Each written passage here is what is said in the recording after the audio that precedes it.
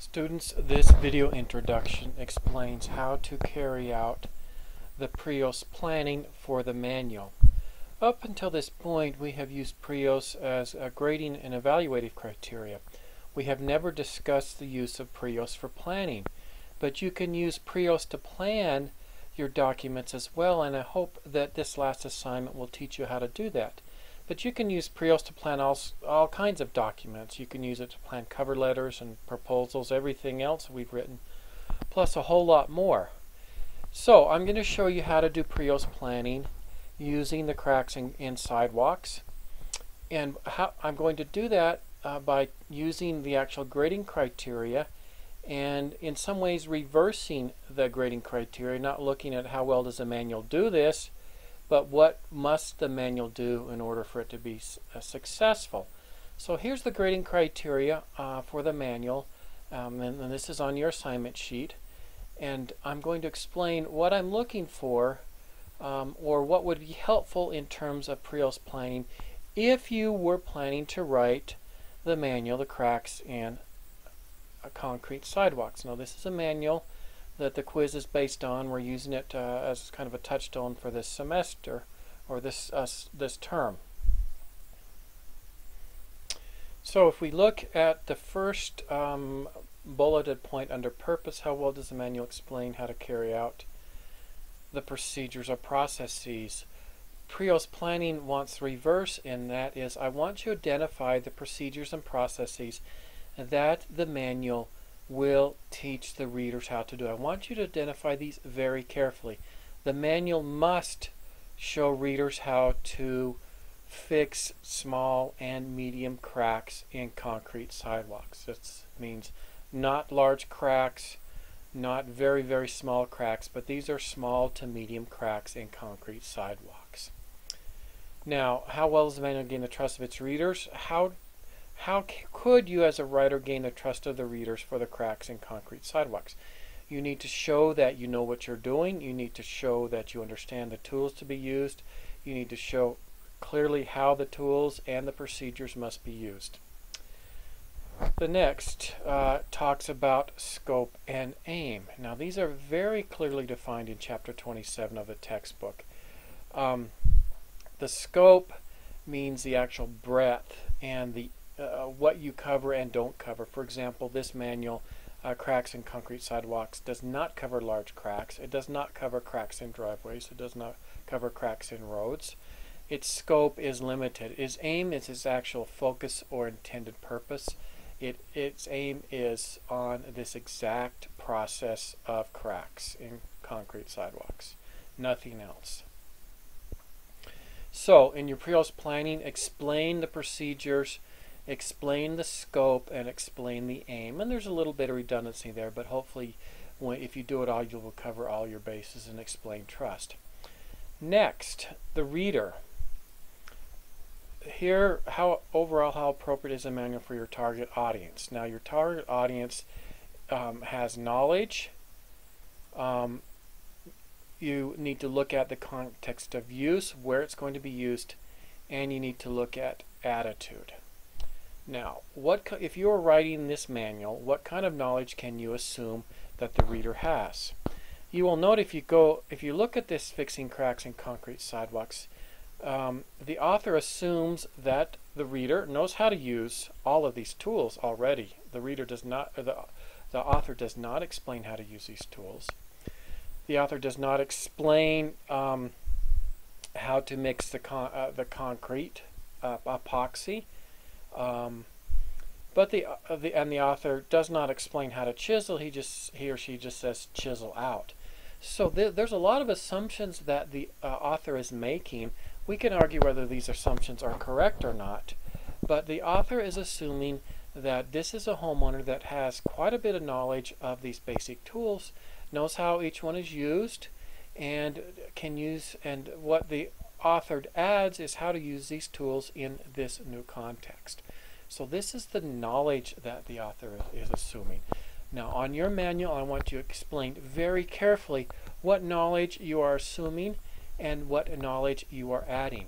Here, they assume knowledge of these tools, but they're adding these tools in the application of fixing cracks, chiseling out, brushing out, mixing epoxy, filling in the cracks, smoothing with the trowel. That's the new knowledge. So explain the old knowledge and new knowledge. Context of use. If you look at all the sample manuals I gave you, many of them are of different sizes. Now, the Cracks in Concrete Sidewalks came from a large book of basic homeowner repairs, and each one was 1 or 2 pages, and so they needed to be that size. Now, is this page layout design appropriate for how the author is going to use it? Yes. The 1 page is fine. You can open the book, set it down next to you when you do all the work. It doesn't need to be smaller, and it doesn't need to be larger.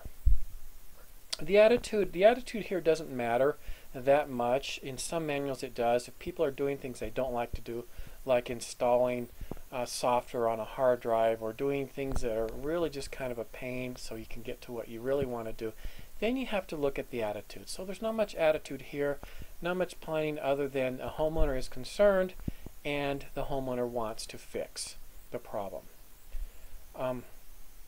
The next, how does the manual accommodate for varying levels of knowledge, attitudes, and experience? Here, the first bullet talks about the knowledge, context of use, and attitude. The second one, how much range will there be? So in your PRIOS planning, explain the readers, their knowledge, context of use, their experiences, their attitudes, and give me a range of what they will know. And this is something you will actually test in your usability test. Okay. So once we have purpose and reader planned, we now go to the information. And here's the different types of information that are contained in manuals. You'll see graphics or pictures, instructions, that's actual steps, warnings, descriptions, troubleshooting, references, notes, etc. There are other pieces such as how do you know when you performed a correct step? Now on this criterion of does the manual contain all the parts it needs, I want you to refer specifically to the textbook and the superstructure for instructions. And some of these questions, or some of these parts you can combine: introduction, description of equipment, list of materials, directions, troubleshooting. Now as you go into the different parts of this chapter, it breaks these different parts of the manual down very specifically. And the introduction is really complex, and the author Anderson does a really good job of the introduction. And these sections can be combined, but make sure you have all of these. In the introduction, you have the subject, you have the purpose, you have the intended readers, conventions, motivation or purpose for reading, description of equipment, a list of materials, and then you have the directions. Now, when I grade these, by the way, I'm going to look very, very specifically at this section on how you craft the directions. But here on your PRIOS planning, I want you to label, or I want you to identify the actual directions or steps. Now, each one of these parts is very important, right? It explains how to write each step, and I want you in PRIOS planning to outline this or explain how you're going to write these steps so that the readers can understand them. Next is troubleshooting. How are you going to help with troubleshooting? So here on your PRIOS planning, I want you to explain the parts and how you're going to write those parts. And this is just generally. The next criterion, does the manual contain all the information the reader must know? You need to basically plan for that. What must they know? Because the manuals don't need to have all the information that all the readers would like to know. It needs to have all the information that they must know. In this way, the manuals are somewhat minimalist, but that's what you need to plan for. Next is organization. And this is a big deal. Is the overall pages on the manual appropriate for its context and use? I want you to give me in your PRIOS planning page size, page orientation, and layout. Okay. Layout means, and if you look at all of those different kinds of manuals, you'll see that layout means do you have the text first or the graphic? For example, if we look at this manual, its layout is divided into 4 parts, and it's a portrait 8.5 by 11. The first 3 of the 4 columns are the text. The fourth of the 4 columns are the pictures. It has steps listed out, but the steps do not correspond to the pictures, and that's one of the problems of this manual. But look at all of the samples I gave you, and then go back to purpose and go back to readers, and that will tell you, in terms of your manual design, the page size, the layout, and its use. I want you to follow consistent grid page layout throughout. I want you to tell me what it is. And I want you to plan for the graphic text interaction. And that's one of the problems of cracks in concrete sidewalks, is this interaction is not very good. Number 1 is up there, but that's really a caution. But figure 1 is here, chisel out the crack. So it's hard to go back and forth here. But I want you to explain that general interaction. You're going to have picture first or text first. You're going to have them together. Look at all of the variables, and I'm going to talk about layout in another video, but I want you to plan for it now. The final criterion here is, does the manual distinguish different types of information typographically? This is kind of like the resume logic. Each type of information needs to have its own type font. For example, steps are numbered. And notes, you probably want to bold notes with a colon. Troubleshooting needs to have a different font. The introduction needs to not be the same as as the steps, or as a note, or as troubleshooting. So each category of information that we looked at here in chapter 27 needs to be identifiable from its type font and type size, etc. Style. What kind of word choice, vocabulary, and tone are appropriate for this reader? It can be funny, it can be serious, it can be professional, it can be lay. You need to plan for that. Look at the kinds of words and vocabulary and technical jargon that match the levels, motivation, attitude of your reader. How are you going to match that? And then grammar and punctuation, that's easy. You're going to do an excellent job for grammar and punctuation. So I want you to write, and you can just outline this, 1.5 pages or 2 pages, explaining your planning.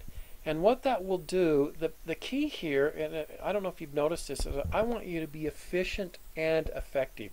I don't want you to go through the motions of busy work. I want you to plan well, be strategic, and make these plans yield fruits or yield results. And by doing that, you'll see how your purpose and reader leads to the information. These 3 tell you the organization, and all 4 tell you the style. The key here that we need to look at is organization. That is why we're actually doing this exercise, because I want you to fill these 3 out, and I'm going to look specifically at your organization, your page design, page size, layout, grid, graphic text interaction. That's what I want to look at for this manual. And I'm going to do another manual or another video on layout, as I said, but this is a very important planning piece.